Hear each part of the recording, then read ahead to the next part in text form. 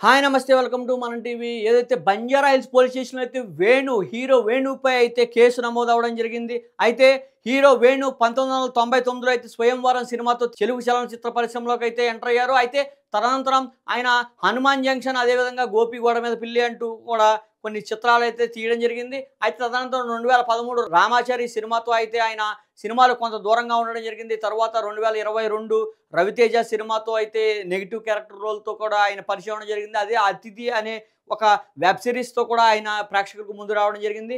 అయితే గత కొంతకాలం ఇంతకు ముందైతే ఆయన ఒక కన్‌స్ట్రక్షన్ కంపెనీ అయితే నడిపేవారు. ఉత్తరాఖండ్‌కి సంబంధించిన జల విద్యుత్ పనులకు సంబంధించిన కాంట్రాక్టర్‌గా అయితే ఆయన పొందడం జరిగింది. ఏదైతే టీహెచ్‌డీఎల్ సంస్థ ద్వారా ఆయన కాంట్రాక్ట్ పొందారో ఆయన ప్రోగ్రెసివ్ కన్‌స్ట్రక్షన్స్‌కి అయితే ఆయన సభ్యుడిగా ఉండడం జరిగింది. అయితే ఈ క్రమంలో అయితే ఆయన ఒక సబ్ కాంట్రాక్ట్ అయితే ఇవ్వడం జరిగింది. 'రిత్విక్ ప్రాజెక్ట్స్‌కి' అదేవిధంగా 'స్వాతి కన్‌స్ట్రక్షన్స్‌కి' అయితే సబ్ కాంట్రాక్ట్ ఇచ్చారు. అయితే 'స్వాతి కన్‌స్ట్రక్షన్స్' ఎవరైతే ఉన్నారో వారు కొంతకాలం తర్వాత ఆ కాంట్రాక్ట్ నుంచి తప్పుకోవడం జరిగింది. 'రిత్విక్' సంస్థ అయితే అది చేపట్టడం జరిగింది. 'రిత్విక్' సంస్థ కూడా ఒప్పందాన్ని అయితే వేణుకి సంబంధించిన సంస్థ అయితే పీసీఎల్ ఏదైతే ఉందో పీసీఎల్ అయితే రద్దు చేయడం జరిగింది. ఆ సంస్థ ద్వారా 'రిత్విక్‌కి' సంబంధించిన ప్రాజెక్ట్ అయితే పూర్తిగా రద్దు చేయడం జరిగింది. అయితే 'రిత్విక్' సంస్థకు సంబంధించిన ఎండీ రవికృష్ణ అయితే నాంపల్లి కోర్టునైతే ఆశ్రయించారు. ఈ క్రమంలో అయితే కోర్టు వారిపై కేసు నమోదు చేయాలంటూ కూడా ఆదేశాలు ఇవ్వడం జరిగింది. బంజారాహిల్స్ పోలీస్ స్టేషన్‌లో అయితే కేసు నమోదు చేయడం జరిగింది.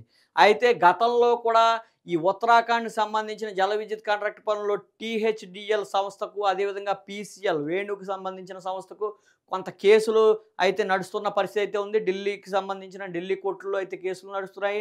ఈ క్రమంలో వారిద్దరికీ మధ్య ఒక కొంత పనులలో లేట్ అవ్వడం, అదేవిధంగా ఆహ్, ఆర్థిక నియమాల్లో కొంత ఒప్పందాల మధ్య అయితే కొంత తేడా రావడం జరిగిందంటూ కూడా సమాచారం అందుతోంది. ఈ క్రమంలో వారిపై కూడా ఒకరినొకరు పీసీఎల్ సంబంధించిన సంస్థ ఏదైతే ఉత్తరాఖండ్ జల విద్యుత్ కాంట్రాక్ట్ సంబంధించిన పనులు టీహెచ్‌డీఎల్ సంస్థపై అయితే కేసు పెట్టడం జరిగింది. వేణుకు సంబంధించిన సంస్థ కేసు పెట్టడం జరిగింది.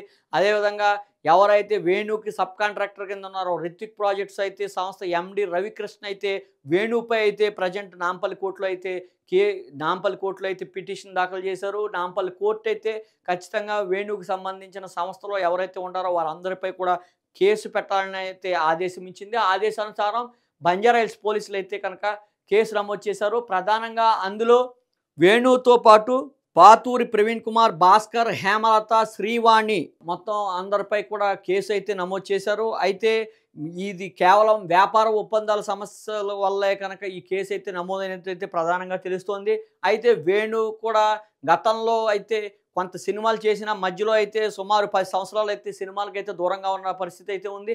ఈ క్రమంలో అయితే ఆయన ఈ మధ్య కాలంలోనే 'అతిథి' అంటూ కూడా ఒక వెబ్ సిరీస్‌తో అయితే అందరూ ప్రేక్షకులకు ముందుకు రావడం జరిగింది.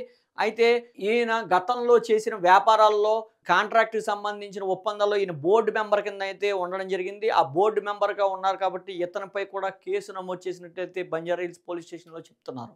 అయితే దీనికి సంబంధించిన వేణుకి సంబంధించిన వ్యక్తులు గాని ఏ విధంగా రియాక్ట్ అవుతారు? ఇది ఒక వ్యాపారకు సంబంధించిన కేసు మాత్రమేనా? లేదంటే ఇందులో ఏమైనా క్రిమినల్ కేసులు ఏమన్నా యాడ్ అయ్యాయా ఏంటి అనేది పూర్తి స్థాయిలో అయితే పోలీసులైతే ముందైతే కేసు నమోదు చేశారో పూర్తి స్థాయిలో విచారణ అనంతరం అయితే వివరాలు వెల్లడించే అవకాశం ఉంది.